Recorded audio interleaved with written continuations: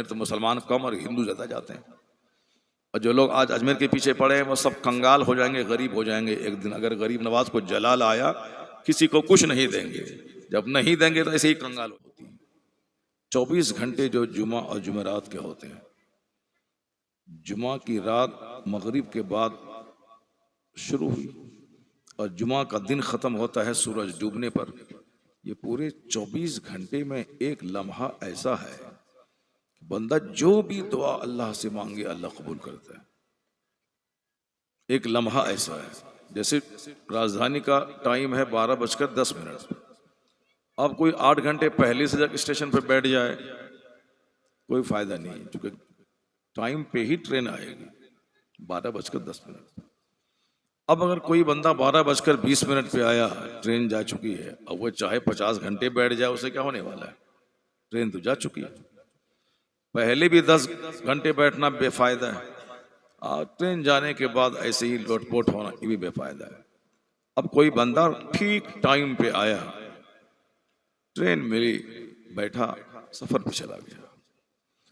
तो 24 घंटे में चूंकि कोई फिक्सेड टाइम नहीं है कि रात के 12 बजे ही दुआ कबूल होगी, फजर के बाद दुआ कबूल होगी, या जुमा के दिन इमाम साहब खुतबा पढ़ें तो खुतबा के बीच में जो बैठते हैं तो 1-2 मिनट वक्फे के लिए उसमें दुआ कबूल होगी, या नमाज जुमा के बाद, या जुमा के दिन असर और मगरिब के बीच में।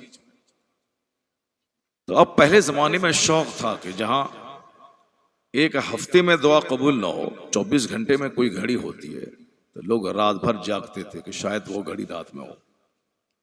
लोग दिन भर इबादत करते थे कि वो घड़ी मिल जाए, ताकि 50 घंटे मेहनत करने के बाद भी वो टाइम नहीं मिले जो टाइम 24 घंटे के अंदर में बंदे को मिल जाए।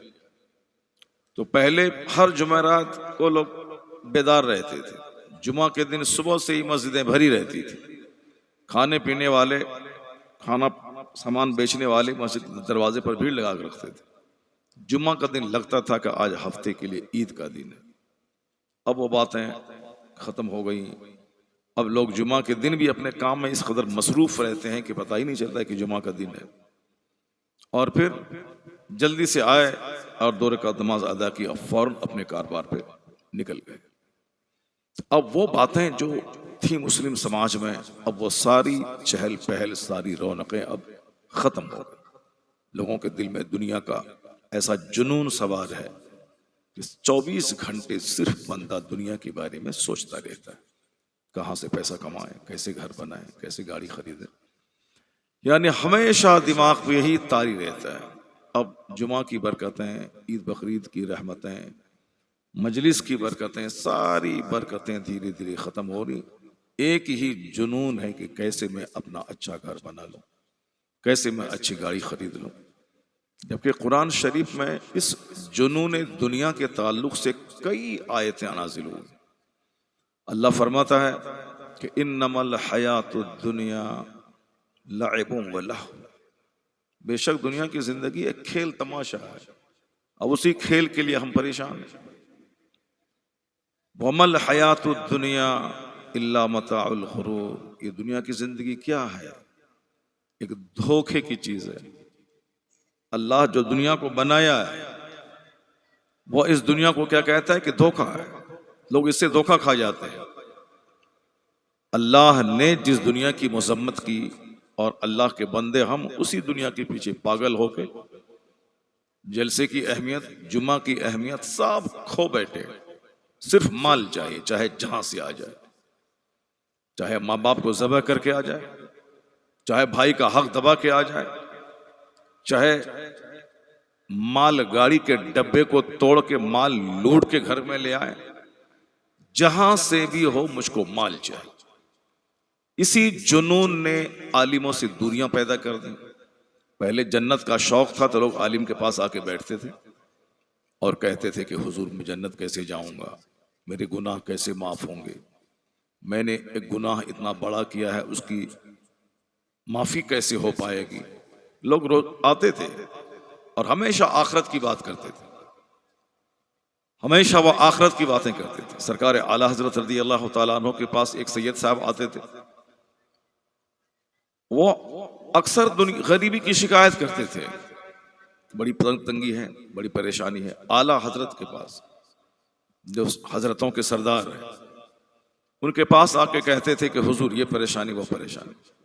आला हजरत सुनते थे, सैयदों का बड़ा एहतराम करते थे, हुजूर के बड़े आशिक, तो हुजूर की मोहब्बत में सैयदों का एहतराम करते थे। आका अलैहिस्सलाम की मोहब्बत की वजह से ही ये सारे एहतराम है, वरना अगर कोई सैयद साहब गुस्ताख रसूल हो जाए तो उसके लिए कोई एहतराम नहीं। अब कोई सैयद साहब इस्लाम से निकल जाए तो अब उसका हाथ पैर नहीं चूमा जाएगा, क्योंकि जब वो हुजूर का ही नहीं रहा तो फिर वो हमारा कैसे हो। हम हुजूर की वजह से मदीने का एहतराम करते हैं कि मदीना मुस्तफ़ा का शहर। हम हुजूर की वजह से मदीने की मिट्टी, मदीने के कांटे से मोहब्बत करते हैं कि हुजूर के शहर की मिट्टी, हुजूर के शहर का कांटा है। लेकिन अगर कोई सैयद साहब से मोहब्बत में करता हूँ, हुजूर का बेटा है, हुजूर का खून उनके जिस्म में शामिल है, तब तो ठीक है, हुजूर की वजह से मोहब्बत है, औलाद से, असहाब से, उनके ख़ानदान से, उनके शहर से, उनकी यादगारों से। लेकिन कोई हुजूर का ही नहीं रहेगा तो फिर उनसे मोहब्बत कैसे हो पाएगी। इसलिए आका अलैहिस्सलाम की मोहब्बत में आला हजरत सैयदों का बड़ा एहतराम करते थे, क्योंकि वो आशिक रसूल थे। वो सैयद साहब आकर के रोजाना कहते थे कि हुजूर बड़ी गरीबी है, बड़ी परेशानी है। जैसे आप लोग या हम लोग, आप आलिमों के पास तो जाते नहीं है, अगर कभी चले भी गए तो इतना गम उनके सामने रख दिया, ये टेंशन, वो परेशानी, बच्चे हमारे नहीं, घर हमारा नहीं, कारोबार नहीं चल रहा है, पहले बड़ा अच्छा चलता था, हमने कुछ नहीं किया। अब इमाम साहब बेचारा वो भी गम सुनते सुनते उनका भी सीना थोड़ा हार्ड हो जाता है। अब आदमी ही तो है, डॉक्टर लोग ऑपरेशन करते करते उनका भी सीना सख्त हो जाता है। हम लोग एक आदमी को देखें जख्मी तो चक्कर आने लगता है, मसली आने लगती है, लेकिन डॉक्टर साहब का काम ही है डेली का, भाई अब चीरना है, फाड़ना है, वहां से मवाद निकालना है, फिर स्टिचिंग करनी है, धकेल देना है, फिर दूसरा लाहौल, फिर उसको भी चीरना है, फाड़ना है। मरीज तड़प रहा है, साहब रो रहा है, पीट रहा है, उनके रिश्तेदार रो रहे हैं, कुछ नहीं, डॉक्टर साहब को कोई मतलब नहीं, आया, चीरा, फाड़ा, निकाला, स्टिचिंग किया, उधर फेंका, फिर तीसरा लाओ। वो बार बार देखते देखते मुसीबतों को अब वो दिल सख्त कर लिया गया। नर्म दिल रखेगा तो ऑपरेशन नहीं कर पाएगा। वही हाल मौलाना साहब लोगों का है। मुक्तदी आ गए, हुजूर ये टेंशन, वो परेशानी, बेटी की शादी नहीं हो रही, बेटे को नौकरी नहीं मिल रही, पड़ोसी से झगड़ा है, जमीन का मसला लटका हुआ है। अब मौलाना साहब भी सुनते सुनते वो भी पक गए। अब इतना पक गए कि अब कोई 1000 शिकायत करता रहे, कुछ भी असर नहीं पड़ने वाला। पहले लोग आकर के बयान करते थे मुसीबत, तो हम लोग खुद रोने लगते थे और दिल से दुआ करते थे कि या अल्लाह इनकी मुसीबत दूर फरमा दो। जो दुआ दिल से निकलती है वही दुआ कबूल होती है। बाकी बनावट वाली दुआ, जबरदस्ती मौलाना साहब का हाथ अपने सर पे रख लिया, कुछ नहीं होने वाला। दिल से जो दुआ निकलती है वो दुआ कबूल होती है। माँ बाप को ये नहीं कहना है कि अम्मी मेरे लिए दुआ करें, अम्मी को इतना आराम पहुंचाना है कि उनके दिल से दुआ निकल जाए। ये वालिद साहब को इतना सुख पहुंचाना है कि भले ही सामने कुछ नहीं बोले, लेकिन जब नमाज पढ़ने मस्जिद में जाए तो नमाज पढ़ने के बाद रो रो कर अपने बच्चे की खातिर दुआ करे। ये है तो वो जबरदस्ती दुआ कीजिए, अब्बा दुआ कीजिए, अम्मी दुआ कीजिए, ये सब एक रस्म और रिवाज है। माशा अल्लाह, अब साहब जज़ाकल्लाह, शुक्रिया, ये सब एक अल्फाज निकल गए, एक रस्म और रिवाज में दाखिल हो गए। जज़ाकल्लाह का मतलब होता अल्लाह आपको बेहतरीन बदला अता फरमाए। मगर आजकल ये सब क्या है कि बस एक रस्मी जुमले बन के रह गए। उस्ताद का हमलों का हाथ जबरदस्ती बच्चे खींच करके चूमते हैं, जबरदस्ती हाथ खींच करके अपने सर पर रख लेते हैं। वैसे नहीं होगा, दिल जीता जाता है, खिदमतें की जाती हैं, खिदमतों से दुआएं मिलती हैं। इस कदर माँ बाप को आराम पहुंचाएं कि वो दिखावे वाला जुमला नहीं बोले, बल्कि वो हकीकी जुमला रात के सन्नाटे में अल्लाह के सामने निकाले। आपने सुना होगा जनाब बाइस बुस्तामी रज़ी अल्लाह तआला, माँ ने पानी मांगा, आप पानी लेके आए, माँ को नींद आ गई, रात भर खड़े रहे ये सोच करके अम्मी को प्यास लगी थी, नींद आ गई, रात में जब भी वह उठेगी पानी तलाश करेगी, इसीलिए सिरहाने खड़े रहे। सर्दी की रात, बहुत रात गुजर गई, माँ की आंख खुली, देखा बायजीद। कहा बेटा कहाँ? अम्मी आपने पानी मांगा था। मैं पानी लेके खड़ा हूं ये सोच करके जब भी आपकी आंख खुलेगी आपको मैं पानी पेश करूंगा। आपको उठाना मैंने मुनासिब नहीं समझा। ये बताएं कि माँ के दिल पे क्या गुजरा होगा। माँ ने वो दुआ दे दी दिल से बायजीद बुस्तामी को। बायजीद बुस्तामी खुद कहते हैं, वो वलियों के सरदार हैं, वो कहते हैं जो मकाम अल्लाह ने मुझको अता फरमाया है ये मेरी माँ की दुआ का नतीजा है। तो अब ऐसा नहीं कि अम्मी उठिए उठिए उठिए हम पानी लाए हैं, पानी पानी पानी पीजिए। नहीं नहीं, दिल जीता खड़े रहकर तो 80 बरस के सजदे उतनी बुलंदी पे नहीं पहुंचा पाते हैं जो एक मांस के दिल से निकली हुई दुआ से बंदा पहुंच जाता है। अल्लाह तबारक व तआला बेनियाज है हमारे सारी दुनिया से। चाहे सारे लोग खाने काबा का खिलाफ पकड़ के मर जाएं फिर भी अल्लाह की शान में कोई इजाफा नहीं होने वाला है, क्योंकि अल्लाह ताला उस बुलंदी, उस बुलंदी का मालिक है जिसके आगे किसी बुलंदी का तस्वुर ही नहीं। हमारे सजदे से अल्लाह को कुछ नहीं होता, बल्कि मैं सजदा करता हूं तो अल्लाह ताला खुश होकर मुझको इनाम देता है। सारे लोग शराबी पापी हो जाएं, कुछ भी नहीं बिगड़ने वाला है अल्लाह का। अल्लाह के दीन का भी कुछ नहीं होने वाला है।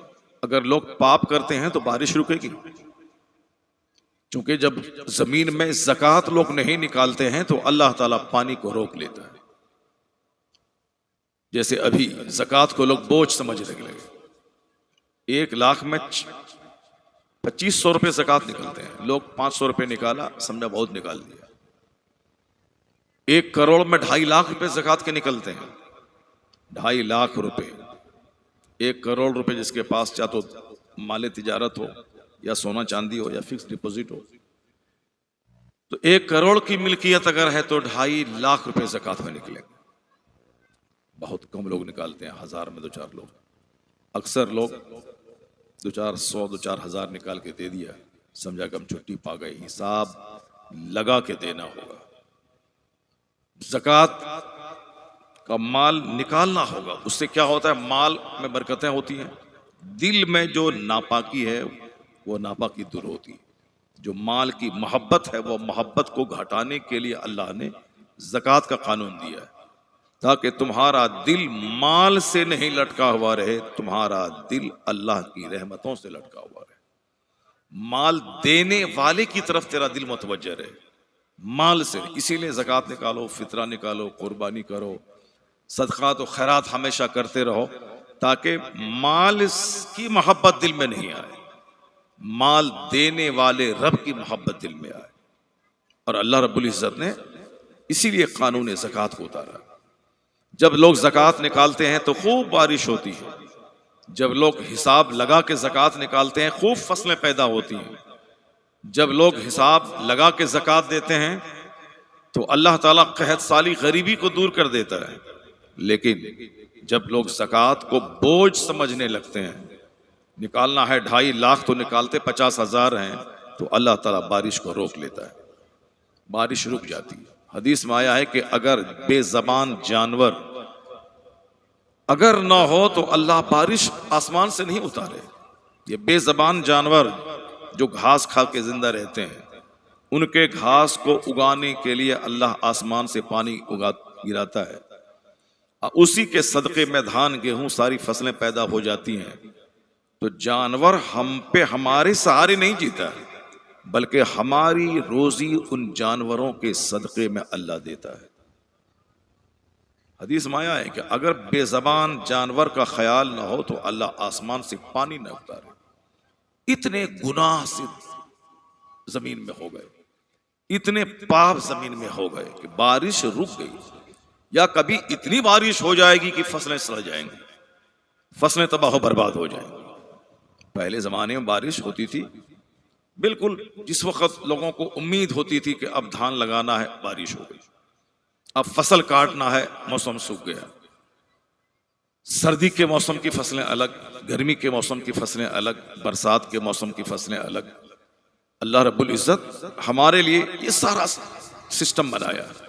अभी जाड़े के ज़माने में मकई की खेती लग रही है, नवंबर दिसंबर में लोग लगाते हैं गेहूं, और मार्च में गेहूं की फसल काटते हैं। जब सर्दी नहीं पड़ती है तो गेहूं की फसल नहीं होगी। जब जबरदस्त सर्दी नहीं पड़ेगी तो मकई की खेती नहीं होगी। अभी सख्त सर्दी की जरूरत है ताकि गेहूं की फसल अच्छी हो, मकई की फसल अच्छी हो। आप लोग शहरों में रहते हैं, चटकल में काम करते हैं, आप लोगों को पता नहीं चलता है कि खेती बाड़ी कैसे होती है, या पहले गांव देहात में रहते होंगे। आप 1 करोड़ रुपए कमा लें मगर खाना तो पड़ेगा रोटी। 1 खरब रुपए डेली कमा लें, पैसा को तो नहीं खाएंगे आप, खाना तो पड़ेगा चावल। अगर ये चावल जमीन से पैदा नहीं हुई तो क्या खाएंगे? अगर ये गेहूं पैदा नहीं हुआ तो क्या खाएंगे? ये दाल अगर पैदा नहीं हुई तो क्या खाएंगे? तो इसलिए काश्तकार लोग जो खेती बाड़ी करते हैं, असल वही है, जिंदा रहने के लिए वही जरूरी है। वो अगर रोटी चावल नहीं है तो 1 खरब रुपए का महल वो आदमी को काटने दौड़ेगा। अब वो बारिश होगी तब फसल पैदा होगी। चलो बारिश नहीं होगी तो हम मशीन लगा देंगे, पानी पटा लेंगे, लेकिन अंदर पानी नहीं रहेगा तब ना मशीन निकालेगी। अगर जमीन के नीचे से पानी अल्लाह गायब कर दे तो आप कैसे पिएंगे और या फिर कैसे फसल पैदा करेंगे? अल्लाह फरमाता कुल और आई तुम इन अस्बहा माउकुम गौरन फमै यअतीकुम बिमाइन मईन। सूरह मुल्क की आखिरी आयत है। ए हबीब आप लोगों से कह दीजिए, अगर अल्लाह ताला जमीन के नीचे से पानी को गायब कर दे तो तेरी निगाहों के सामने सुबह सवेरे पानी का बहता हुआ चश्मा कौन लाके देगा? कैसे पियोगे पानी तुम अगर अल्लाह जमीन के नीचे से पानी गायब कर दे? ये अल्लाह ताला अपने बंदों को कहता है, तुम जो शरारत कर रहे हो, तुम जो शैतान की पैरवी कर रहे हो, तुम जो गुनाहों में लतपत हो रहे हो, तुमने कभी सोचा अगर पानी मैं गायब कर दूं तो तू क्या पिएगा? अगर मैं खेती नहीं पैदा करूं तो तू क्या खाएगा? सूरह वाक़िया में इसका चर्चा है खेती का। अगर मैं जमीन से फसलें नहीं उगाऊं तो क्या खाओगे? अल्लाह फरमाता है कि वह पानी का कतरा, मनी का कतरा जो तुम गिराते हो यूटेरस में, बच्चादानी में, वो आया है मा तुमनून, मनी का कतरा जो तुम गिराते हो। तो पैदा करने वाला अल्लाह ताला। अल्लाह फरमाता कौन है जो तुम्हें उस पानी के कतरे से तेरी पैदाइश करता है? कौन है जो नाक नक्शे बनाता है? वह पानी का कतरा जो तुमने गिराया, कौन है जो नाक नक्शे बनाता है? कौन है जो उसमें हाथ पांव और स्ट्रक्चर और ढांचा बनाता है? अल्लाह फरमाता है मैं ही तो हूं। मैं तुझको पैदा करता हूं पानी की एक बूंद से, और तुम्हारी जिंदगी के लिए पानी बहुत जरूरी है। बगैर पानी के तुम जी नहीं सकते, क्योंकि पैदाइश ही पानी से है। पैदाइश में पानी का दखल है, इसीलिए मरते दम तक बंदा पानी का मोहताज है। चांद पे जब लोग जाने की बात करते थे, गए कि नहीं गए? दुनिया को तो यही मालूम है कि चांद पे लोग गए। पहला आदमी नील आर्मस्ट्रांग चांद पे गया।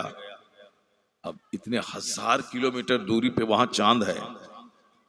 अब उस चांद पे कोई पहुंचा कि नहीं पहुंचा, वहां से आने के बाद बोल दिया हम पहुंच गए, वहां की मिट्टी ले आए, अब वहां घर बनाएंगे, तो दुनिया वाला ऐसे ही मान लेगा कि हाँ ठीक है चलो। वरना वहां कौन तहकीक करने के लिए गया कि वहां गया है कि नहीं गया है?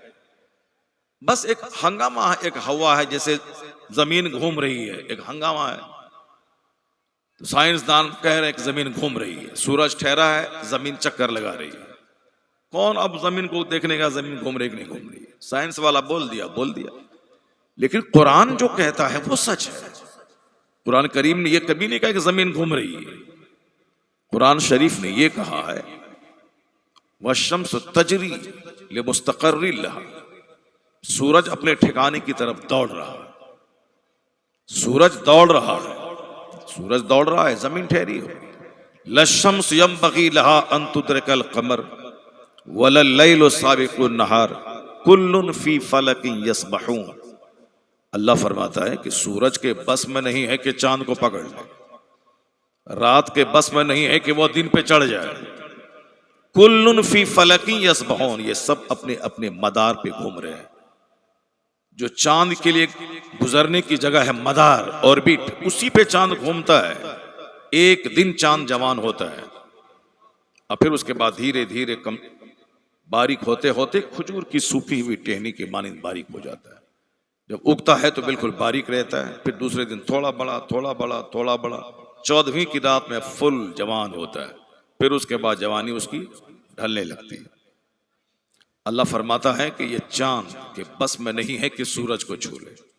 वल कमरा क़द्दरनाहु मनाज़िला हत्ता आद कल उर्जूनिल क़दीम।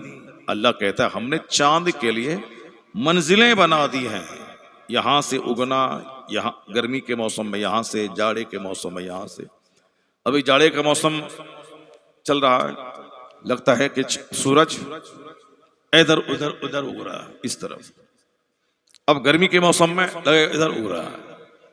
ये सब मंजिल है अल्लाह ने बनाया है, चांद के लिए भी अलग, सूरज के लिए भी अलग। ये जो कहा जाता है रब्बुल मशारिक वल मगारिब, मशरिकों का रब, मगरिबों का रब। ईस्ट तो एक ही है, मगरिब तो एक ही है, लेकिन ये मगारिब, वेस्ट तो एक ही है जहां सूरज डूबता है, लेकिन ये मगारिब, तो उसका मतलब ये निकला कि सूरज के उगने की जगह और सूरज के डूबने की जगह चूंकि एक नहीं है, अलग अलग है मौसम के हिसाब से, यहां से यहां से यहां से, इसीलिए कहा गया मशारिक। अब डूबता है कभी सूरज इधर इधर इधर, इसलिए कहा गया मगारिब और ये मशारिक। रब्बुल मशारिक वल मगारिब, मगरिबों और मशरिकों का रब। तो उसने चांद के लिए मंजिलें बना दी, उसी मंजिल पे गुजरता हुआ यह चांद कभी पूरा होता है, कभी खजूर की सूखी हुई टहनी के मानिंद बारीक हो जाता है। इंसान के लिए भी एक ट्रैक अल्लाह ने दिया है, जैसे सूरज का ट्रैक यह है, चांद का ट्रैक यह है, और भी जितने भी प्लैनेट्स हैं जैसे वेनस है, मरीख है, उतारत है, ज़ुहल है, नेपचून है, सबका ट्रैक अलग अलग है। इंसान के लिए भी एक ट्रैक है कि इसको इस रास्ते पे जीना, जिस रास्ते पे सूरज को गुजरना है, जरा सा भी उस रास्ते से हटे तो दुनिया में क़यामत बर्पा हो जाए, दुनिया का विनाश हो जाएगा, दुनिया तबाह बर्बाद हो जाएगी। चांद अगर अपनी मंजिल से जरा सा भी हटा तो दुनिया का विनाश हो जाएगा। साइंसदान नहीं कहते क़यामत आने वाली है, क्योंकि वो तो रिसर्च करते हैं, बस असबाब पर गौर व फिक्र करते हैं। सच्चाई हकीकत से कोई मतलब नहीं साइंस को। हकीकत है भी तो ये लोहा क्या था, जमीन क्या थी, आसमान क्या था, बस। बाकी मजहब से दूरियां बना के साइंस रखती है, और हकीकत यही है कि साइंस जहां गहराई में कदम रखती है, गौर करने के बाद पता चलता है कि साइंस जो बात आज कह रही है यही बात कुरान करीम में बरसहा बरस से मौजूद है। तो जो अक्लमंद होते हैं वो फौरी कलमा पढ़ के मुसलमान हो जाते हैं।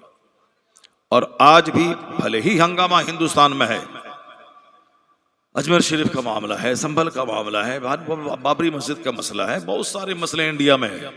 ये मीडिया वाले इस कदर चाटते हैं कि अगर कोई खबरों के पीछे लगा रहे दिमाग खराब हो जाता है।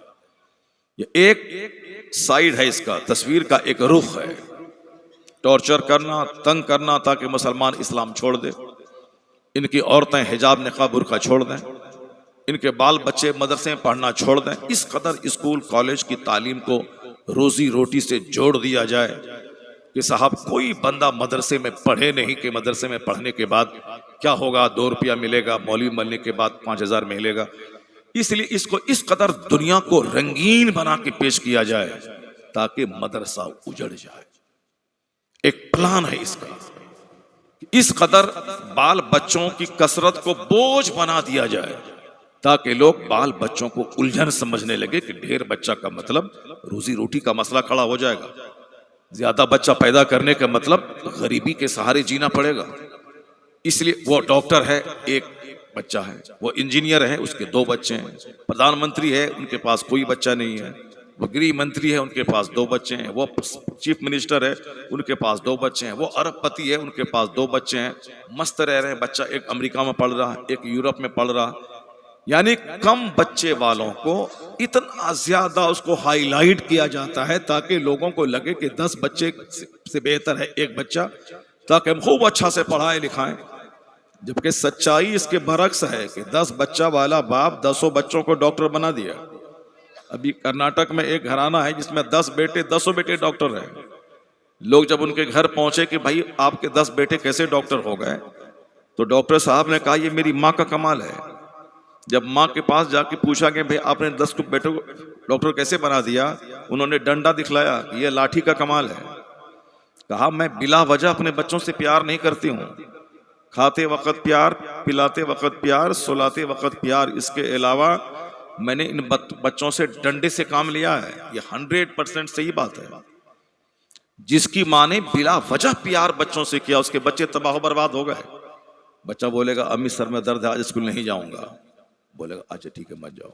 बाप है ना उसको तमाचा मारेगा, बाप तो घर से बाहर चला गया काम करने फैक्ट्री में। इसलिए अक्सर बच्चे जो बिगड़ गए वो सिर्फ माँ की वजह से। माँ का बेजा प्यार, प्यार का मतलब यही है कि जब प्यार देना है प्यार दें, और जब मार देना है मार दें। चांद की रोशनी मीठी होती है, सूरज की रोशनी कड़ी होती है, लेकिन अगर सूरज की रोशनी नहीं हो तो कोई फसल पैदा नहीं होगी। जो पौधा साए में रहता है वह बढ़ तो जाता है मगर वो कमजोर रहता है और गिर जाता है। जिस पौधे पे जितनी ज्यादा धूप पड़ती है वो उतना ही ज्यादा टाइट और हार्ड होता है, ज्यादा फसलें उगाता है। इसलिए दानिश्वरों ने कहा कि माँ का प्यार चांद की तरह है, अब बाप का प्यार सूरज की तरह है। कि बाप की मार में प्यार छुपा होता है। स्कूल नहीं गया, दिया 2-4 तमाचा, बच्चा रन रन कर दौड़ता हुआ स्कूल मदरसा चला गया। माँ नहीं करती है ऐसा। हाँ, जो पढ़ी लिखी माँ है, इसीलिए माँ का पढ़ा लिखा रहना बाप के मुकाबले में ज्यादा जरूरी है। क्योंकि बाप बेचारा रोजी रोटी की तलाश में तो मारे मारे फिरता है, कभी खेत, कभी खलियान, कभी दुकान, कभी फैक्ट्री, कभी पंजाब, कभी दिल्ली, कभी सऊदी अरब, कभी अमेरिका। अगर साहब भद्रेश्वर में है तो कभी नाखुद साहब जकरिया स्ट्रीट, कभी मछुआ, कभी खिजीरपुर, कभी मठिया बुरुज।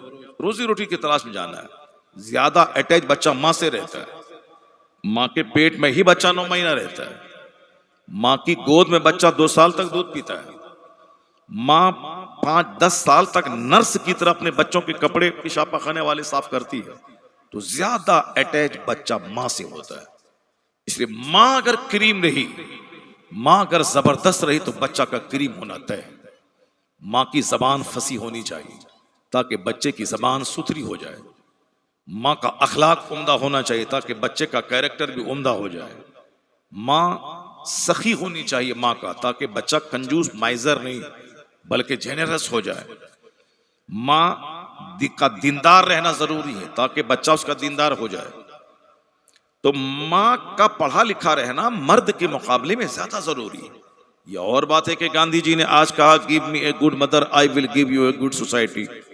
तुम मुझे अच्छी माँ दे दो, मैं अच्छा समाज दे दूंगा। ये आज कह रहे हैं बापू जी, लेकिन हमारे पैगंबर ने 1400 साल पहले एक हार्ड जुमला दिया, तलबुल इल्म फरीजतुन अला कुल्ले मुस्लिम व मुस्लिमा। Seeking knowledge is compulsory for every Muslim man and women. हर मुसलमान मर्द और औरत के लिए इल्म का हासिल करना फर्ज है। फर्ज करार दिया मेरे मुस्तफा ने। फर्ज, कंपलसरी, लाजमी, करना ही करना है। मर्द भी पढ़ें, औरत भी पढ़ें। औरतों की शिक्षा का आज बहुत घमासान है दुनिया में। नारियां पढ़ेंगी, नारियां बचेंगी, नारियां बढ़ेंगी, और रोजाना नारियों के साथ रेप हो रहा है। अब बाबूजी खूब चुप हैं। और देहात और चटकल के गरीब इलाकों में नहीं, कलकत्ता के RG Kar medical college, posh college में रेप हो रहा। सारा हिंदुस्तान नारा लगाता, खोखला नारा कि नारियां पढ़ेंगी, नारियां बढ़ेंगी। अभी परसों एक नंगी हालत में एक औरत की डेड बॉडी मिली। पुलिस वाले सारे ऑफिसर सब चादर से घेर करके खड़े हैं। एक नग्न अवस्था में एक महिला की डेड बॉडी मिल रही। अब इस कदर औरतों के साथ अत्याचार बढ़ गया, इतना जुल्म बढ़ गया। रेप करना है, मर्डर कर देना है। बस एक खातून बेचारी घर से बाहर निकली कोचिंग सेंटर पे, 2-4-10 गुंडे मिल करके उसको किडनैप कर लेना है। अकेली बेचारी क्या करेगी? किडनैप करना है, फिर बारी बारी से सब रेप करना है, या तो खुद से मर जाए या गला दबा के मार देना है। और बाबूजी कह रहे हैं कि साहब नारियां बचेंगी, नारियां पढ़ेंगी, नारियां बढ़ेंगी। क्या नारियां पढ़ेंगी, क्या नारियां बचेंगी? औरतों के साथ बलात्कार कसरत से हो रहा है, औरतों का मर्डर भी कसरत से हो रहा है। ये भले ही झाल बजाते रहे पार्लियामेंट हाउस में कि हमने ये कर दिया वो कर दिया, कुछ नहीं किया तुमने। तुम्हारे अहद में औरतों पे जुल्म बढ़ गया है। रोजाना अखबारात गवाह हैं, किडनैप, रेप और मर्डर औरतों के साथ बहुत ज्यादा बढ़ गया। दिल्ली में निर्भया के साथ क्या हुआ सबको मालूम है। आरजीकर मेडिकल कॉलेज में क्या हुआ सबको मालूम है। मुजफ्फरपुर शेल्टर होम में क्या हुआ सबको मालूम है। दिल्ली में हॉस्टल के तहखाने में क्या चल रहा था सबको मालूम है। ये कानून वानून से बनाने से नहीं चलेगा, लोगों के जमीर को जगाना होगा, लोगों के दिल में अल्लाह का डर डालना होगा, लोगों के दिल में आखिरत की बात बतानी होगी। सिर्फ 2 फॉर्मूला है।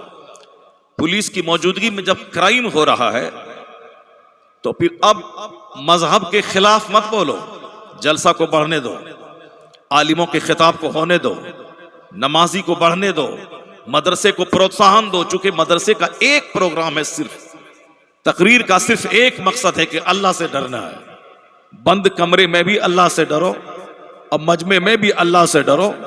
5 स्टार होटल में भी कोई नहीं देखे अल्लाह देख रहा है, मकई के खेत में कोई देखे ना देखे अल्लाह देख रहा है। इस तसव्वुर को इतना ज्यादा फैला देना है कि बंदा इतना अल्लाह से डरने लगे। एक जवान औरत अगर तन्हाई में प्रपोज भी करे कि मेरे साथ मुंह काला कर, तो इतना बंदा अल्लाह से डरे कि वहां कपकपाते हुए बोले ऐसा नहीं करूंगा चूंकि मैं खुदा से डरता हूं। अगर ये तसव्वुर मजबूत हो गया, चूंकि मुसलमानों में भी जो कमजोर है, जबान से तो भले कहता है कि मेरा रब देख रहा है, मगर बंद कमरे में क्राइम कर रहा है, ये तसव्वुर स्ट्रॉन्ग नहीं हो रहा, मजबूत नहीं हो रहा। जिस दिन मजबूत हो गया कि मेरा खुदा देख रहा है, अब जब अल्लाह हाकिम सामने देख रहा हो तो बंदा क्राइम नहीं करेगा। पुलिस वाला देख रहा है, बंदा सिगरेट नहीं पीता है। बंबई में एक जगह, वहां आज से 10 साल पहले की बात है, थूक दिया एक जगह, पुलिस वाला आया, 200 रुपए का की रसीद काट दिया। मैंने कहा क्यों? कहा आपने यहाँ थूक दिया, ये थूकना मना है, मुझको देना पड़ा। अब जब भी मैं बंबई जाता हूँ, अब थूकने की जरूरत पेश आती है तो मैं सोचता हूँ कि कहीं सीसी कैमरा, कहीं टीवी, कहीं कोई पुलिस वाला तो है नहीं, कि फिर वो बंदा बिल्कुल सिविल ड्रेस में था वो, और दादर का इलाका सिविल ड्रेस में था। मैं सोचा कोई नहीं है यहाँ पे, थूक दिया। अब वो आया, कहा कि आपने थूका है, 200 रुपये का फाइन है आप पर। मैं बहस कुछ नहीं किया, दे दी। मुझे बहस करना बेकार है, समझ गया कि पुलिस वाला है, सिविल ड्रेस में लोग। तो अब एक पुलिस वाले की से बंदा डरता है। एक आदमी ट्रेन में बाथरूम में जाकर सिगरेट पी रहा था, पुलिस वाला बाहर खड़ा था, अंदर आया, बोला 50 रुपए का रसीद। क्यों? सिगरेट पी रहा था, ट्रेन में आग लग जाएगी।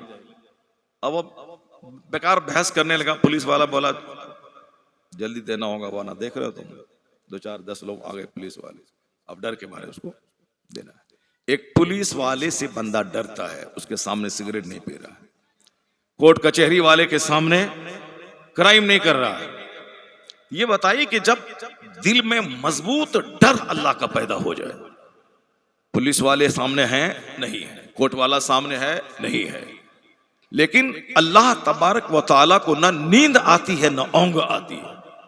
ला ताखुज़ुहु सिनतुन वला नौम, अल्लाह को ना नींद आती है कि 1 सेकंड के लिए भी अल्लाह तबारक व तआला से हम गाफिल नहीं हो सकते। वल्लाहु खबीरुम बिमा तामलून, अल्लाह को खबर है जो कुछ तुम कर रहा है। वल्लाहु समीउन अलीम, अल्लाह सुनने वाला जानने वाला है।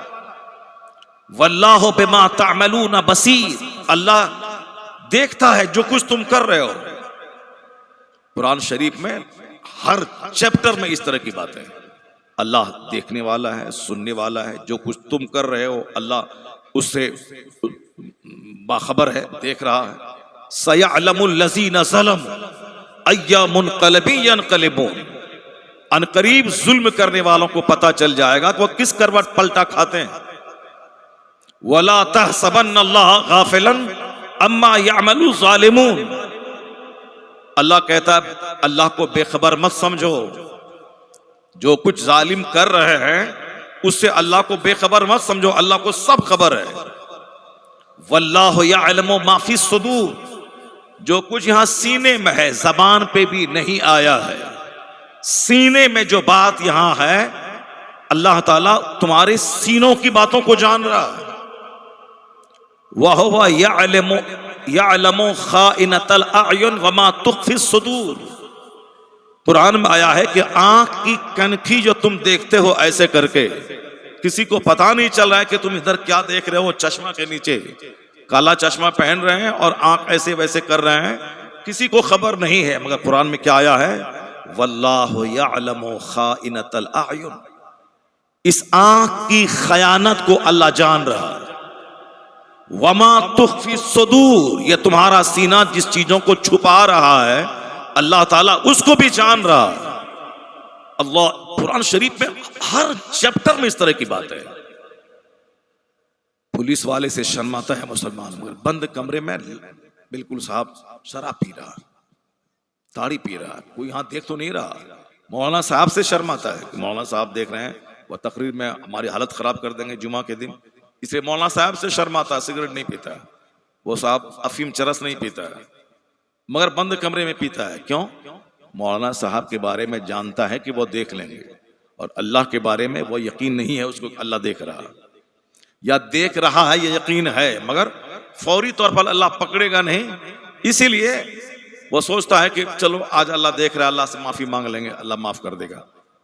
ये इनका अपना एक सोच, एक धारणा इसकी बन गई है। वरना जिस दिन हकीकत में ईमान हो जाए कि मेरा रब देख रहा है, मैं रब से बच नहीं सकता हूं, तो बंदा पुलिस वाले के सामने तो क्राइम करेगा, लेकिन अल्लाह रब्बुल इज्जत के सामने कभी क्राइम नहीं कर पाएगा, हमेशा अल्लाह से डरता रहेगा। और इसी तसव्वुर को आज गहराने की जरूरत है। वो ज्यादा लंतरानी, इधर किस्सा कहानी, ये वो बोलने से कुछ नहीं होगा।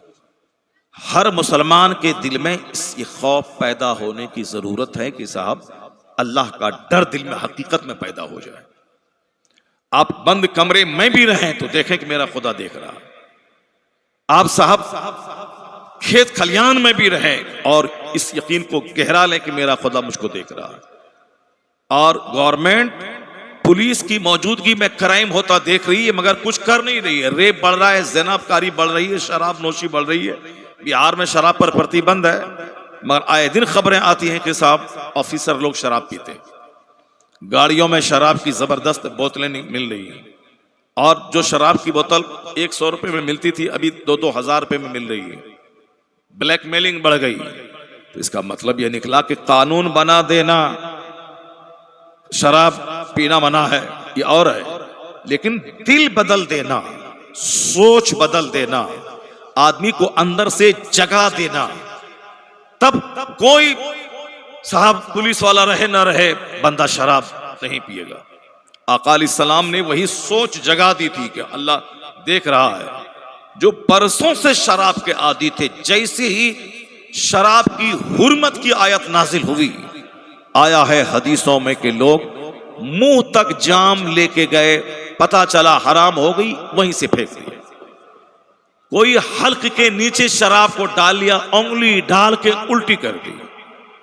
इस कदर मटके में शराब जमा थी, घरों में सारे मटके तोड़ डाले। आया है किताबों में कि मदीने की गलियों में इस तरह शराब बह रही थी जैसे बारिश के जमाने में नालों में पानी बहता है। क्योंकि वह लोग शराब बरसों से पीते थे, शराब के आदी थे, लेकिन हुजूर ने अल्लाह का इतना डर दिल में बिठाया, आखिरत का, जन्नत का, पुलसिरात का, जहन्नम की आग का, करामन कातिबीन के लिखने का, अल्लाह रब्बुल इज्जत के देखने का, हया और शर्म का, फरिश्तों के लिखने का, जमीन के सीसी कैमरा की तरह सारी गतिविधि के नोट करने का। कयामत के दिन यह जमीन गवाही देगी, यौम इज़िन तुहद्दिसु अखबारहा, यह जमीन गवाही देगी कि इसकी पीठ पर बैठकर जिक्र इलाही सुना गया या इसकी पीठ पर बैठकर गीबत व चुगलखोरी की महफिल सजाई गई, या इस जमीन पर शराब और ज़िनाकारी की महफिलें सजी। यह जमीन गवाही देगी। इसलिए बदल बदल कर नमाजें पढ़ी जाती हैं। फर्ज नमाज यहाँ, सुन्नत यहाँ, नफल यहाँ।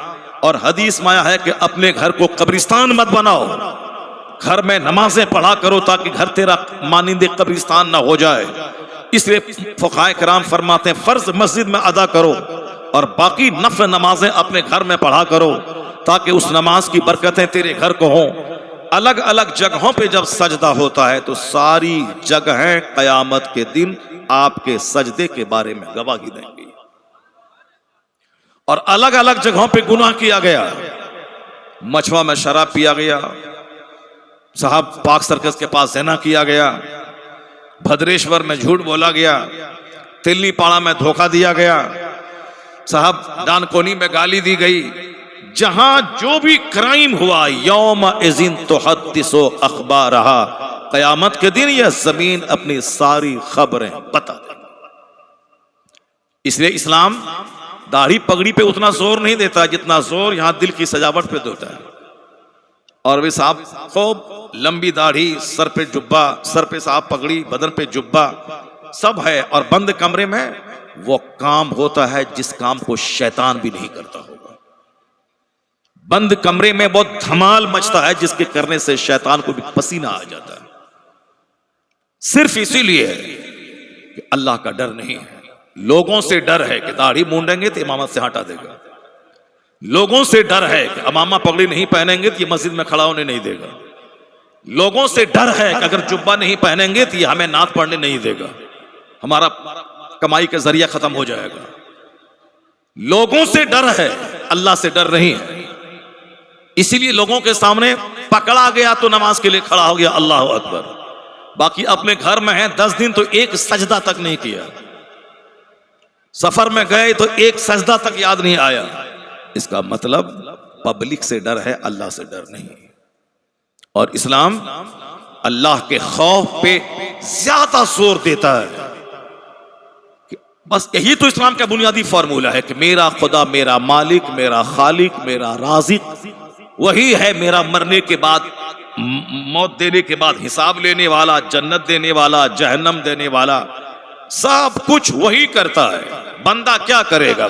सब वही करता है। वही मारता है, वही जिलाता है, वही हुकूमत देता है, वही हुकूमत छीनता है। ये तस्वुर इतना ज्यादा गहरा हो जाए कि हर वक्त बंदा सोचे कि मेरा खुदा मुझको देख रहा है। अगर ये बात पैदा हो गई तो इतना कांपेगा ये कि बंद कमरे में भी गुनाह नहीं कर पाएगा।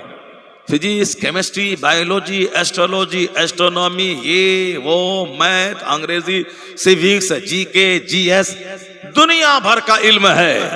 और जो इल्म की जान है, असली इल्म है, उस पर कोई जोर नहीं देता। मैं गवर्नमेंट से कहता हूं कि तुमने पुलिस, कचहरी, सुप्रीम कोर्ट, हाई कोर्ट की मौजूदगी में क्राइम नहीं रोक पाए तो मदरसे को बढ़ावा दो, तकरीर को प्रोत्साहन दो, आलिम दीन को सुरक्षा दो, इस्लाम के पैगामात को खूब आम होने दो। जिस दिन दिल चमक गया, अल्लाह का डर पैदा हो गया, तो 1 लाख आर्मी मिलकर जो गुनाह नहीं रोक पाया, ये तसव्वुर गुनाहों को रोक देगा। अल्लाह देख रहा, ये तसव्वुर गुनाहों को रोक देगा। इसी तसव्वुर के पुख्ता करने की जरूरत है। अब जरा गौर से सुनिए, सहाबा कराम कैसे जीते थे, किस तरह अल्लाह से डरते थे। आका अलैहिस्सलाम फर्ज नमाज तो मस्जिद नबी में पढ़ाते थे और जुमा का खुतबा देते थे, लेकिन हुजरे आयशा में सरकार का मामूल क्या होता था कि रात में इस कदर नफल नमाज पढ़कर इस कदर रोते थे, कभी इतना लंबा सजदा करते थे कि सैयदा आयशा उम्मुल मोमिनीन रज़ियल्लाहु ताला अन्हा कहती हैं कि मुझको डर लगता था कहीं हुजूर की रूह परवास तो नहीं कर गई। कौन? जन्नत के मालिक मुस्तफा महबूब परवरदिगार मुस्तफ़ा, जो हमारे शफी हैं, जो हमारे पैगंबर हैं, जो हमारे रसूल हैं, जिनकी खातिर सारी कायनात बनी है। क्योंकि हम हुजूर को तो पढ़ते नहीं हैं, अगर हुजूर को पढ़ें कि इतना लंबा सजदा, जन्नत के मालिक का सजदा, बख्शे बख्शाए मुस्तफ़ा का सजदा, मासूम अनिल खता का सजदा, बासे तखलीक कायनात का सजदा, कि सैयदा आयशा को डर लगा, सीना पकड़ कर रह जाती कहीं हुजूर की रूह परवास तो नहीं कर गई। जब सरकार सजदे से सर उठाते तब जान में जान आती। इतना लंबा कयाम मुस्तफ़ा का कि पाए अक़दस आपके मुतवर्रम हो जाते थे। ज्यादा देर खड़ा रहने की वजह से आपका पांव भी सूज जाता होगा। हम लोग भी जब कभी खड़ा रहते हैं या पांव लटका के तकरीर करते हैं तो उसके ऐसा पांव जो है सूज जाता है ज्यादा देर तक खड़े रहने की वजह से। उसी को कहते हैं वरम आना, मुतवर्रम हो जाना। हदीस में आया है आका इस्लाम इतना लंबा कयाम करते थे कि हुजूर के पाए अक़दस सूज जाते थे, मुतवर्रम हो जाते थे। बख्शे बख्शाए मुस्तफ़ा का ये सजदा, जन्नत के मालिक मुस्तफ़ा का ये सजदा, बासे तख्लीक कायनात का ये सजदा, होते कहाँ खलीलो बिना काबाओ मिना, लौलाक वाले साहिबी, ये सब तुम्हारे घर की है। जो मुस्तफ़ा बासे तख्लीक कायनात हैं। अब इनका सजदा इसीलिए था कि मेरी उम्मत को सजदा करने का शऊर पैदा हो जाए, मेरी उम्मत के दिल में अल्लाह का डर पैदा हो जाए। क्योंकि हम लोग सिर्फ अंगूठा चूमने वाला, क्योंकि ये आसान काम है। कड़ाके की सर्दी में फजर के टाइम में उठ करके वजू नहाना, नहा करके मस्जिद जाना, ये तो मुश्किल काम है। अब ये मुश्किल काम करेगा कौन? वो तो दो चार लोग समाज के जो बूढ़े लोग हैं वो करेंगे। बाकी हम जैसा जवान क्या करेगा? वो जुब्बा, वो पगड़ी, वो दाढ़ी, वो पैंट, वो शर्ट, वो थ्री पीस, वो साहब टाइटन क्वार्ट्ज घड़ी साहब। और ये तो सस्ती घड़ी है, बहुत महंगी घड़ी, राडो घड़ी, उसकी भी और महंगी सब घड़ी आ गई। 25 लाख 30 लाख की घड़ियां आ गई मार्केट में। अब वो सब पहन करके अपना रात भर पबजी खेलें, फ्री फायर खेलें, टाइम बर्बाद करें। उसके बाद जब दिमाग चूर हो जाए तो 4 बजे सो जाएं, फिर दिन के 10-11 बजे उठें, अपना चले जाएं मस्जिद में। बहुत दो चार बूढ़े लोगों का काम हुआ, लोग जाएं। अब अंगूठा चूमना तो आसान है, लब्बैक या रसूला कहना तो आसान है, लोबान जलाना तो आसान है, फातिहा पढ़ना पढ़वा देना, इमाम साहब को बुला के फातिहा पढ़ दिए बताशा पे और उनको 10 टका दे दिया, ये तो आसान काम है। कड़ाके की सर्दी में नहा के सजदा करना मुश्किल काम है। गर्मी शदीद है, उसमें रोजा रखना, आदमी भूख के मारे चूर-चूर हो गया, निढाल हो गया, जमीन पे लेट गया, मगर फिर भी रोजा नहीं छोड़ा, ये काम तो मुश्किल है। बच्चा जवान है, घर कमजोर है, कुछ नहीं, पहले हज का फर्ज अदा होगा। पहले मकान नहीं बनेगा, मार्केट नहीं बनेगा, कुछ नहीं होगा, बेटी की शादी होगी बाद में, पहले सजदा, पहले हज को जाना होगा। फौरन 5 लाख निकाला, हज को गया था कि फर्ज अदा कर ले। ये सारा काम तो मुश्किल है, बताशे पे फातिहा आसान है। लंगर खाना, गौस का लंगर है, चलिए गले तक दबा दिया, अपना खाया और 3 दिन तक लूज मोशन होता रहा, ये तो आसान है। तीजा का खाना, 40वां का खाना, बरसी का खाना, छठी का खाना, 11वीं का खाना, 12वीं का खाना, खाना पकाना, खाना पकाना, यही काम तो हम लोग सीखे हैं। ये तो खाना आसान है, खाना है, मगर साहब चिलचिलाती धूप में कपड़ा पहन करके सजदा करने तो मुश्किल काम है। तो जो आसान काम है सुन्नियों ने ले लिया, बताशा हम ले लिए, शकरपाला हम ले लिए, लोबान जलाना हम ले लिए। एक आदमी कल हमसे कह रहा था कि अजमेर शरीफ जा रहे हैं। ठीक है, जाइए, अजमेर जाइए, अजमेर तो जाना ही। अजमेर तो मुसलमान कम और हिंदू ज़्यादा जाते हैं। और जो लोग आज अजमेर के पीछे पड़े हैं वो सब कंगाल हो जाएंगे, गरीब हो जाएंगे एक दिन। अगर गरीब नवाज को जलाल आया, किसी को कुछ नहीं देंगे, जब नहीं देंगे तो ऐसे ही कंगाल हो जाएगा। हमसे ज़्यादा फायदा वो लोग उठाते हैं। हम लोग तो वहाँ जाके जन्नत मांगते हैं, या अल्लाह जन्नत दे दे, या अल्लाह जहन्नम से बचा दे, या अल्लाह नमाजी बना दे, या अल्लाह गरीब नवाज की कब्र के सदक़े हमको हाजी बना दे। हम लोग तो नमाज, रोज़ा, हज, ज़कात, तकवा, परहेजगारी, बाल बच्चे का इल्म, मदरसा, मस्जिद की तरक्की, ये सारी चीज़ मांगते हैं। मगर गैर मुस्लिमों को तो जन्नत जाना है नहीं, उनको तो दुनिया ही में माल चाहिए। तो बेटा वो ले, बेटा बेटी, दामाद, माल दौलत, गाड़ी चकड़ा कचरा, ये सब बोले वहां से। गरीब नवाज समंदर की मानिंद है, जो आया सबको दे दिया। और यही पड़ गया है गरीब नवाज के पीछे। गरीब नवाज को जलाल आया तो सब कंगाल हो जाएंगे। इसलिए बेहतरी इसी में थी, जो काम कर लिया इसने, चलो हटाओ वहां टच नहीं करेंगे। बड़ी अक्लमंदी वाला काम कर लिया कि अब भले हो गए, जाओ अब जाओ गरीब नवाज के पास, वहां क्षमा मांगो और वहां से बेटा बेटी मांग के लाओ वहां से। वो तो राजा हैं, सबको देते हैं। दिल्ली वाला राजा नौकरी नहीं देता है, वो राजा वहां कोई गरीब गया, वहां से लौटा, कारोबार बढ़ा, अरबपति हो गया, अगले साल रमजान गया, फिर वहां गरीब नवाज के आस्थाने पे लंगर खूब लुटाया। बाबा में मोहताज था, अब तो अरबपति बन गया। तो गरीब बादशाह हकीकत में तो वो है जो अजमेर में है, जो खूब गरीबों फकीरों मिस्किनों को नवाजता रहता है।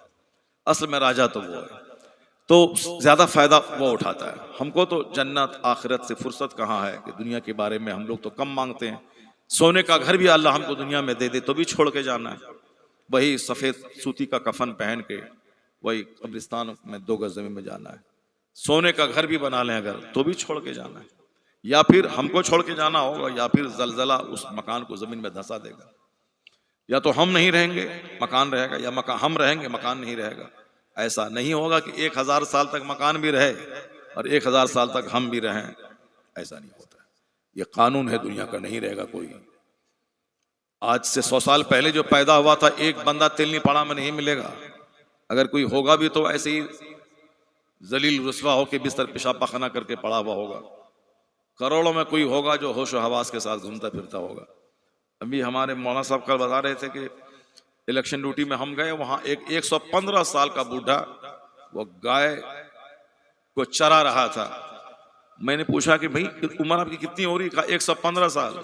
अरे 115 साल अभी भी आप चल रहे? कहा मैं आज तक दवाई नहीं खाया हूं, जब भी दर्द होता है पेट में वही पत्ता वही जड़ी बूटी। एक बार मेरा पैर टूट गया, डॉक्टर बोला बैंडेज करो, मैंने कहा नहीं करूंगा। तो गांव देहात में जो लोग बांधते हैं उसको बत्ती से, तो वहां उसको बंधवा दिया और जड़ी वगैरह खाया। अंग्रेजी दवाई मैं इस्तेमाल नहीं करता हूँ। अंग्रेजी दवाई के इस्तेमाल से, वो बंदा बोला अंग्रेजी दवाई के इस्तेमाल से तो आजकल क्या साइड इफेक्ट हो रहे हैं सबको मालूम है। खाइए शुगर की दवाई खराब हो जाएगा लंग्स, खाइए बीपी की दवाई आपका हार्ट चौपट हो जाएगा, खाइए साहब बीपी और हार्ट की दवाई किडनी चौपट हो जाएगी। यानी ये सारा साइड इफेक्ट अंग्रेजी दवाई का सब हो रहा है। 115 साल की उम्र में बंदा ताकतवर था, क्यों? अंग्रेजी दवाई इस्तेमाल नहीं करता था, रोटी खाता था, गाय का दूध पीता था। वो बोला बस नेचुरल चीजें मैं इस्तेमाल करता हूं, अभी फिट हूं। तो ऐसा बंदा 5 करोड़ में एक मिलता है। और अक्सर लोग क्या मिलते हैं, 60 साल उम्र होगी, पूरा हाथ कांप रहा है, 70 साल उम्र होगी, सारा दांत खत्म, आंख की बीनाई खत्म, अब वो इंडियन टॉयलेट में बैठ नहीं सकता है। 40 साल वाला आदमी अभी टॉयलेट खोजता है, कमोड खोजता है, कमोड। हम लोग अल्हम्दुलिल्लाह अभी 50 प्लस हैं, 55 उम्र अभी शुरू हुई है, 54 मुकम्मल हुआ, मगर अभी भी कमोड देखने के बाद गुस्सा आता है, जिसमें नापाक होने का ज्यादा चांस रहता है। कल जहां मुझको ठहरना है, कहा आपको बहुत बड़े रूम में मैं ठहरा, और मैंने कहा इंडियन टॉयलेट है कि नहीं है? कहा नहीं, इंडियन एक कमोड है। मैंने कहा मैं नहीं ठहरूंगा, मैं नहीं रुकूंगा, मैं ठहरूंगा। मक्का शरीफ में हर होटल में कमोड, कमोड में भी हम इंडियन टॉयलेट की तरह ही आज हाजत पूरी करते हैं। मदीना शरीफ में थोड़ा सा है, कमोड भी है, इंडियन टॉयलेट भी है, और एयरपोर्ट पे वहाँ अक्सर कमोड ही है, इंडियन नहीं है। तो मैं जोर जोर से बोलता हूँ I am Indian, where is Indian toilet, ताकि सुने कम से कम वह लोग जो हम पर शक करता है कि ये लोग हिंदुस्तान से वफादार नहीं है, खूब चिल्ला के बोलते हैं एयरपोर्ट वेयर इज इंडियन। वहां लिखा रहता है इंडियन टॉयलेट, ये वेस्टर्न, वेस्टर्न अंग्रेज वेस्टर्न खोजो, हम इंडियन हैं, हमें इंडियन टॉयलेट चाहिए। असल में इंडियन तो हम हैं, इंडियन का इस्तेमाल करते हैं, और तुम लोग तो वेस्ट अंग्रेज के गुलाम हो, इसीलिए तुम लोग को कमोड चाहिए। तो इस माना कर भी प्योरली इंडियन तो हम ही लोग हैं। उम्र थोड़ी बढ़ेगी तो यहाँ का ग्रीस खत्म हो जाएगा। यहाँ का जब ग्रीस खत्म होगा तो फिर आप इंडियन टॉयलेट में बैठ नहीं पाएंगे। आप ये जैसे लगा ये टूट जाएगा। और अभी ये मर्ज बढ़ गया, 40 साल के बाद से ही घुटना और टखने का दर्द शुरू होता है। लेकिन जो शख्स जमीन में बैठने का आदी हो, अब बचपन से नमाज पढ़ता हो, जिस नमाज में स्टैंडिंग, रिक्लाइनिंग और क्या है कि सजदा, सिटिंग, ये सारी चीजें हैं, तो नमाज का जो आदी बचपन से होगा वो 90 साल की उम्र तक बैठ के नमाज पढ़ता रहेगा।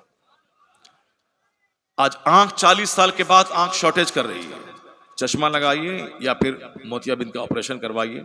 लेकिन यह तजर्बे से साबित है कि जो बचपन से कुरान करीम के मुताले का आदी है, कुरान शरीफ पढ़ता है, 90 साल की उम्र में भी आज ऐसे लोग मौजूद हैं जो बगैर चश्मे के कुरान शरीफ पढ़ते हैं।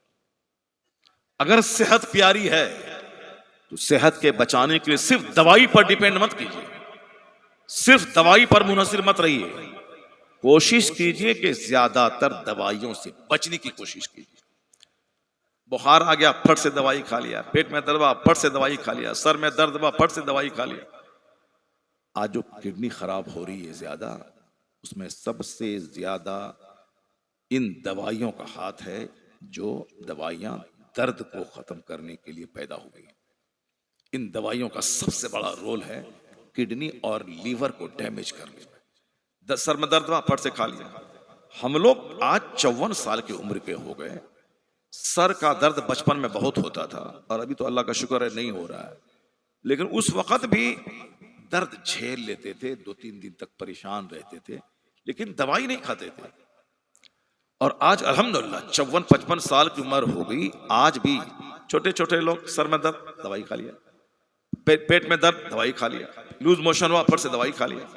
आज भी अगर कभी कभार मैं साल 2 साल में 6 महीने का अगर लूज मोशन हुआ तो भी दवाई नहीं खाता हूं। 1 दिन 2 दिन खाना छोड़ दिया सुबह से लेकर शाम तक, बस फौरन ठीक हो गए। बुखार आया, बस फट से दवाई खा लिया। ये फट से दवाई खाने वाली आदत ने आदमी की किडनी और लीवर को चौपट कर दिया। इसलिए फौरन दवाई मत खाइए। जहां सर में दर्द हो, उसका तजर्बे का इलाज मैं बताता हूं।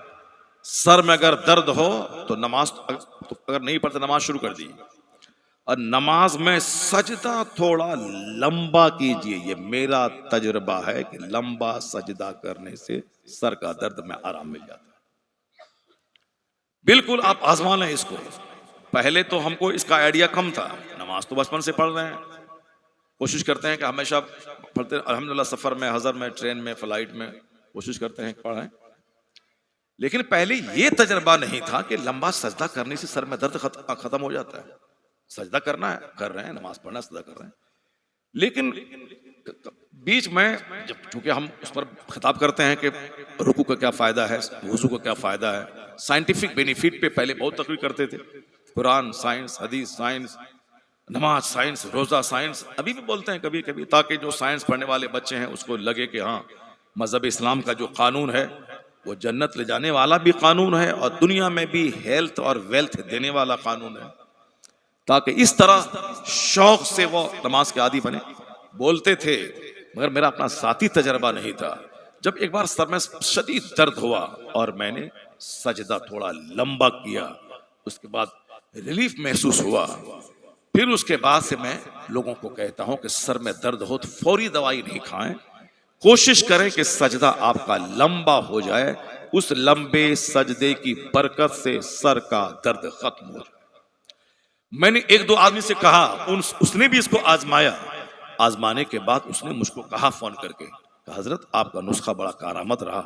मैंने उसको आजमाया और वाकई ऐसा क्यों होता है, उसमें कारण तो बहुत सारे हैं। एक कारण ये होता है कि आदमी लगातार खड़े रहने की वजह से उसके दिमाग की सारी रगों में ओवरफ्लो होकर ब्लड नहीं पहुंच पाता है, लगातार खड़े रहने की वजह से। आजकल जो स्किन डिजीज है, चमड़ी की बीमारियां जैसे दिनाई, खुजली, ये सारी बीमारियां भी ब्लड के नहीं पहुंचने की वजह से होता है। मैंने एक जगह पढ़ा कि अमेरिका में एक शख्स कहा कि हमारे अमेरिकी भाई चेहरे के पॉक्स की बीमारी में मुलविस हैं।